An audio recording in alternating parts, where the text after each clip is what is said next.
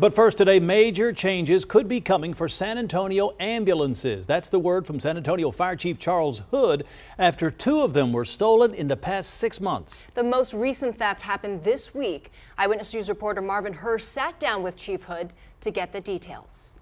A traffic stopping view of the chaos caused by a stolen San Antonio EMS unit. San Antonio police say Alfred Trevino called emergency responders for medical assistance. Investigators say he hopped in the unit and drove nearly 13 miles.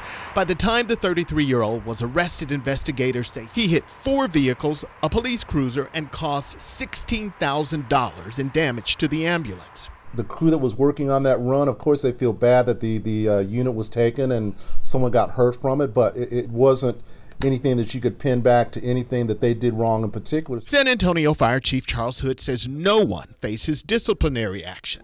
The department will not change procedures because emergency responders face the unpredictable daily. There's a human nature involved sometimes that the person that you are taking care of could seem like the nicest person in the world.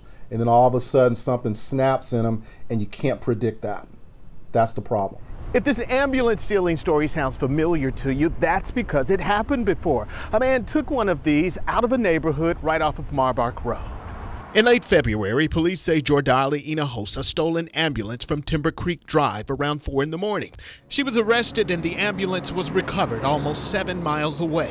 Another reason why Chief Hood says his department is strengthening scene security and safety. It looks like, okay, maybe we should lock something up, but it's very difficult when you're in and out of vehicles. Even so, the department is considering 2 anti-theft devices.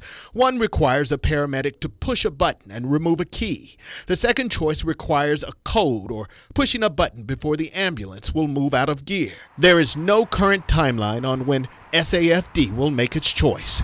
Marvin Hurst, KENS 5, Eyewitness News.